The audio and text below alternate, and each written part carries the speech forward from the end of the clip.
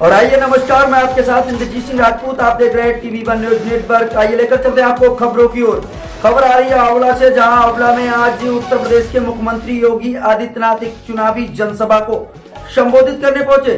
तो वही आंवला में आज चुनावी जनसभा के संबोधन के दौरान यूपी के सीएम योगी आदित्यनाथ विपक्षियों पर जमकर तंज कसते नजर आए। योगी आदित्यनाथ यूपी के सीएम, आइए जानते हैं आंवला की जनता से क्या बोले उत्तर प्रदेश के सीएम। और भारतीय जनता पार्टी के आंवला संसदीय क्षेत्र से प्रत्याशी श्री धर्मेंद्र कश्यप जी, विधान परिषद सदस्य कुंवर महाराज सिंह जी, माननीय विधायकगण डॉक्टर श्याम बिहारी लाल जी, श्री राजीव कुमार सिंह जी, डॉक्टर राघवेंद्र शर्मा जी, पूर्व विधायक श्री धर्मेंद्र साक्य जी, पूर्व विधायक सनोज साक्य जी, भारतीय जनता पार्टी और सहयोगी दलों के सभी पदाधिकारीगण भारी संख्या में आंवला में आज उपस्थित इस क्षेत्र से जुड़े हुए सभी बहनों और भाइयों, आज मुझे आंवला क्षेत्र में बाबा पंचेश्वर नाथ की कृपा भूमि पर आप सबसे संवाद बनाने का सौभाग्य प्राप्त हुआ है। इस पावन धरा को नमन करते हुए मैं आप सबका हृदय से स्वागत करता हूं, अभिनंदन करता हूं। बहनों और भाइयों, मुझे बताया गया कि यह क्षेत्र पौराणिक पांचाल देश की राजधानी के रूप में भी प्रसिद्ध रही है और साथ साथ यही वह क्षेत्र है जहां अज्ञातवास के दौरान 5 पांडवों से यक्ष ने प्रश्न किए थे और उन प्रश्नों का उत्तर धर्मराज युधिष्ठिर ने दिया था। और यहां के बारे में मुझे बताया गया है कि यहां का बरोना धाम जो श्याम ठाकुर की कृपा का धाम बन चुका है, उस धाम में पूर्णिमा के दिन लाखों की संख्या में श्रद्धालु आकर के अपनी मनोकामनाओं की पूर्ति करते हैं। यहाँ के सभी पवित्र तीर्थ स्थलों, मंदिरों, पूज्य संतों को नमन करते हुए आप सभी से मैं जो प्रश्न कभी यक्ष ने बहनों और भाइयों युधिष्ठिर से किए थे, पांडवों से किए थे, वही प्रश्न आज मैं आप सबके सामने दोहराना चाहता हूं। बहनों और भाइयों, लोकसभा का चुनाव चल रहा है। तीसरे चरण के लिए चुनाव प्रक्रिया में हम आगे बढ़ चुके हैं। 2 चरणों के चुनाव संपन्न हो चुके हैं। 191 सीटों पर चुनाव अब तक हुए हैं और 191 सीटों के चुनाव के रुझान बताते हैं कि पूरे देश के अंदर एक ही स्वर गूंज रहा है और वह स्वर है कि फिर एक बार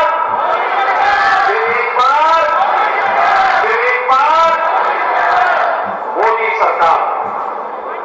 बहनों भाइयों, मोदी सरकार के स्वर क्यों गूंज रहे हैं?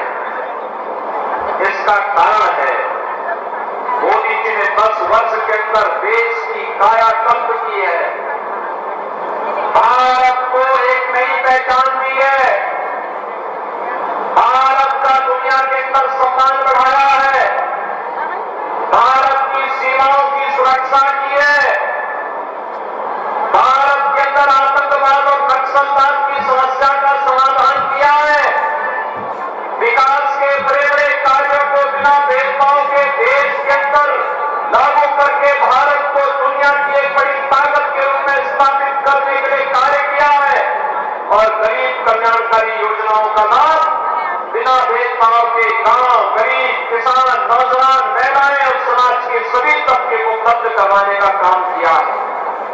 बहनों भाइयों, आज भारत का दुनिया के अंदर सम्मान है।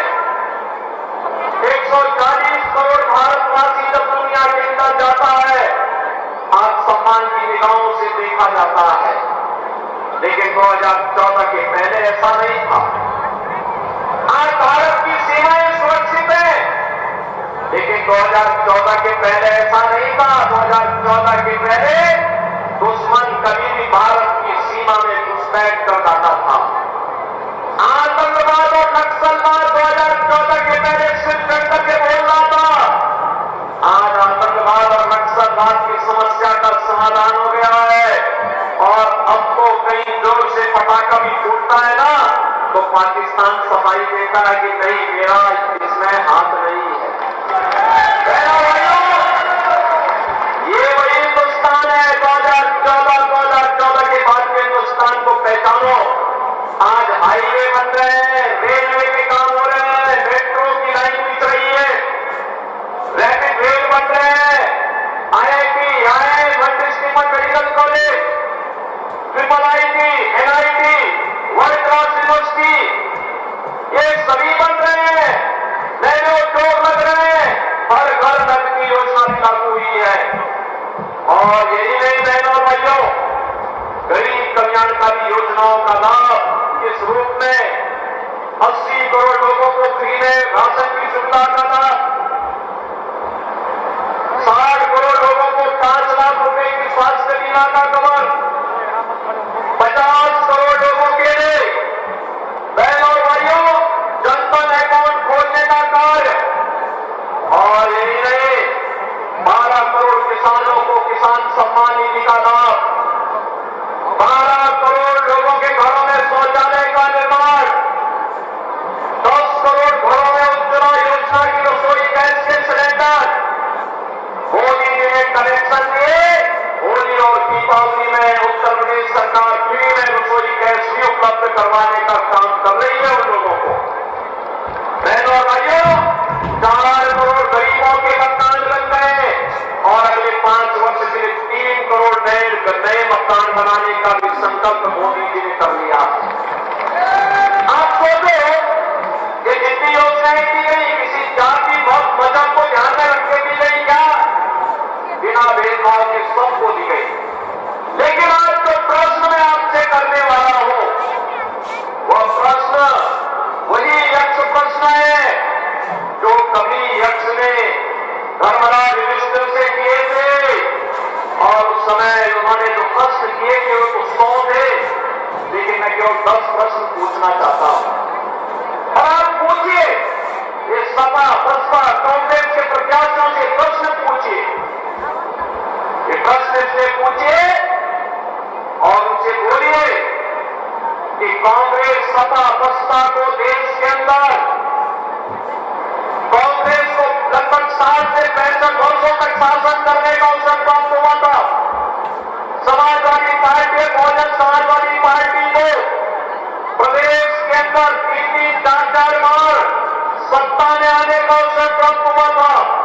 इन्होंने प्रदेश और देश के सामने क्या समस्याएं खड़ी की थी, और इसीलिए मैं आपसे पूछता हूं कि देश के सामने पहचान का संकट करने का दोषी कौन है?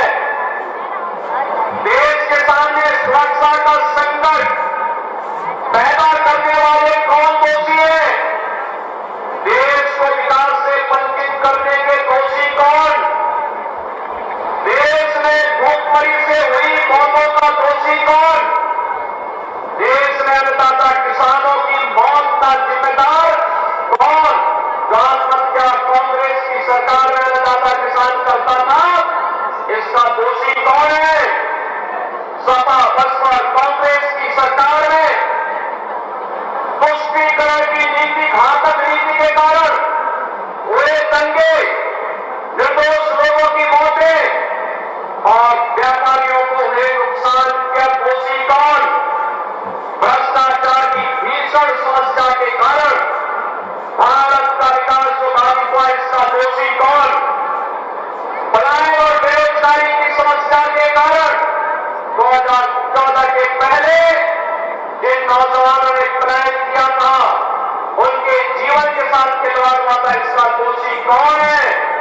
बिजली और पानी से जनता जनार्दन को वंचित करने वाले कौन लोग हैं? क्या कांग्रेस इसका जवाब दे पाएगी? उसका दोषी कौन है? और अंत में बहनों और भाइयों, जो 10वां प्रश्न है वो ये कि इतने दशकों तक शासन करने के बाद भी कांग्रेस, सपा, बसपा आपकी आस्था के साथ खिलवाड़ करती रही, इसका दोषी कौन है? बहनों और भाइयों, ये वही कांग्रेस है, ये वही सपा है, ये वही बसपा है। जब सत्ता में आए थे तब कहते थे, कांग्रेस के लोग कहते थे राम हुए ही नहीं, समाजवादी पार्टी के लोग कहते थे कि अयोध्या में परिंदा भी पर नहीं मर सकता। आखिर आज सत्ता से वंचित हुए, अब कैसे तड़प रहे हैं लोग? जैसे बिन पानी मछली तड़पती है, क्योंकि अगर सत्ता के लोग रह नहीं सकते। आप सोचिए समाजवादी पार्टी के हाल को देखिए। कल्याण सिंह जी का पूरा जीवन उत्तर प्रदेश के विकास के लिए, श्री राम जन्मभूमि के लिए समर्पित था। और स्वर्गीय कल्याण सिंह जी की जब मृत्यु हुई, समाजवादी पार्टी ने अपने संवेदना के एक भी शब्द नहीं व्यक्त किए। कल्याण सिंह जी प्रदेश के पूर्व मुख्यमंत्री, राज्यपाल, और उनकी दुखद मृत्यु पर समाजवादी पार्टी के पास संवेदना के एक भी शब्द नहीं। ब्रह्म सिंह जी की मृत्यु हुई, मैं स्वयं गया था, मैं सेवई गया था, लखनऊ भी गया था, सेवई भी गया था, श्रद्धांजलि देने के लिए गया था। लेकिन बहनों और भाइयों, ये समाजवादी पार्टी के ही लोग एक माफिया की मौत पर कैसे घड़ियाली आंसू बहाते हैं, आपने अभी देखा होगा। एक माफिया की मरने पर हत्या करने के लिए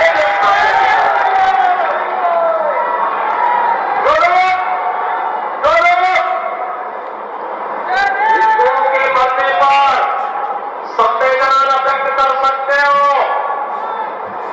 और माफिया के मरने पर हत्या पढ़ते हो, क्या उनको सत्ता में आने का अधिकार है? क्या उनको सत्ता में आने का अधिकार है? क्या ये लोग जाति का सहारा लेंगे, लेकिन परिवार तक सीमित हो जाएंगे। आपने देखा होगा समाजवादी पार्टी में एक ही परिवार के सब लोगों को निकलते, अपने ही परिवार के सब, परिवार के बाहर कोई नहीं है, परिवार के बाहर ज्योति नहीं है, जाति का सहारा लेंगे। लेकिन बहनों और भाइयों, घूम फिर करके परिवार में आएंगे। और ये तो महाभारत की धरती है, महाभारत के रिश्ते देखने तो उसके सबसे अच्छे नमूने समाजवादी पार्टी के लोग हैं। वहां सभी पात्र महाभारत के मिल जाएंगे। और इसीलिए मैं आप सबसे कहने के लिए आया हूं, कांग्रेस और सपा बसपा का जो हिडन एजेंडा है, उनके घोषणा पत्र से उजागर होगा। वे फिर से प्रदेश को, देश को दंगों की आग में झोंकना चाहते हैं, भारत का विभाजन की आधारशिला रखना चाहते हैं। मेरठ के बाद भारतीय जनता पार्टी की सरकारों ने सुरक्षा का, निवेश का, रोजगार का जो बेहतर माहौल बनाया है, इसमें बैरियर बनकर के लोग आए हैं। हमें देश के विकास में किसी को बैरियर नहीं बनने देना चाहिए। अगर कांग्रेस, सपा, बसपा चाहती, कांग्रेस चाहती देश की आजादी के तत्काल बाद अयोध्या में राम जन्मभूमि के भव्य मंदिर के निर्माण का मार्ग प्रशस्त हो गया होता। कांग्रेस ने तो कहा राम हुए ही नहीं, यानी हमारे आराध्य देव को अपने स्वयं की जन्मभूमि के लिए प्रमाण जुटाने पड़े। लेकिन सत्य को कोई झुटला नहीं सकता। रास्ता वही हुआ, अयोध्या में राम मंदिर का निर्माण हुआ है ना। क्या ये कांग्रेस, सपा, बसपा के लोग कर पाते? क्या ये लोग कर पाते? क्या आतंकवाद की समस्या का समाधान ये लोग कर पाते? क्या नक्सलवाद की समस्या का समाधान ये लोग कर पाते? क्या भ्रष्टाचार पर प्रहार कांग्रेस, सपा, बसपा के लोग कर पाएंगे? क्या सुरक्षा का माहौल दे पाएंगे? क्या और माफिया से निपटने का काम ये लोग कर पाएंगे? क्या अरे वो माफिया और संतानियों को अपने गले का हार बना करके घूमते थे, भारतीय जनता पार्टी की सरकार है जो माफिया कल तक सत्ता का सर्वस्व बन करके आम जनता को, व्यापारी को, बेटी को तबाह करता था। आज गले में तख्ती लटका करके घूमे घूमे फिर रहा, कहता साहब जान बचत तो एक बार बस तेरा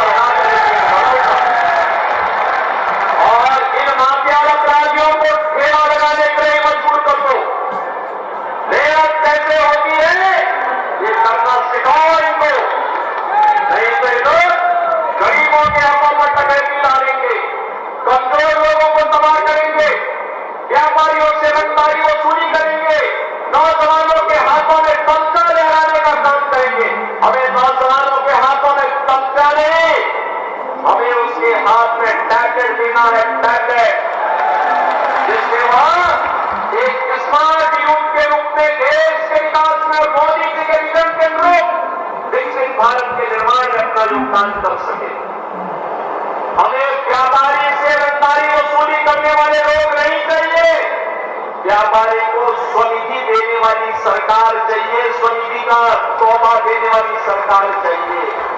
हमें गरीब और कमजोरों की लैंड पर कब्जा करने वाले माफिया नहीं चाहिए, हमें तो उन्हें स्वामित्व योजना में मालिकाना अधिकार देने वाली सरकार चाहिए और ये काम केवल भाजपा कर सकती है। और इसीलिए मैं आया हूं कि जाति के सौदागर परिवार जाति के नाम पर आएंगे, परिवार का पेट भरेंगे और बाद में जनता की अमानत पर, उनकी इज्जत पर भी हाथ डालने का काम करेंगे। इन लोगों को दोबारा सत्ता में आने का कोई अधिकार नहीं। और बहनों भाइयों, कांग्रेस का मैनिफेस्टो, इंडी गठबंधन का, कांग्रेस सत्ता का जो मैनिफेस्टो है, ये तो एक खतरनाक बात को ध्यान आकर्षित करता है। ये कहते हैं अपने मैनिफेस्टो में जो बाबा साहब भीमराव अम्बेडकर ने कहा था, संविधान बनाते समय उन्होंने कहा धर्म के आधार पर आरक्षण नहीं हो सकता, आरक्षण का लाभ अनुसूचित जाति जनजाति के लोगों को ही मिलेगा। और मंडल कमीशन की रिपोर्ट के बाद आपकी पिछड़ी जाति के लोगों को इसका लाभ मिलेगा। लेकिन कांग्रेस और सपा गठबंधन क्या कहती है? ये कहती है कि हम लोग ऐसी व्यवस्था करेंगे कि पिछड़ी जाति और अनुसूचित जाति के आरक्षण में से कुछ हिस्सा काट करके ये मुस्लिम को देने का कुछ प्रयास करने जा रहे हैं। क्या आप इसको सफल होने देंगे? क्या हिंदुओं के हक में डकैती डालने की छोड़ देंगे? क्या इन्होंने पहले देश को बांटा, आज ये देश को 1947 में विभाजन करने के बाद आज इनकी दृष्टि आपकी संपत्ति पर आ गई।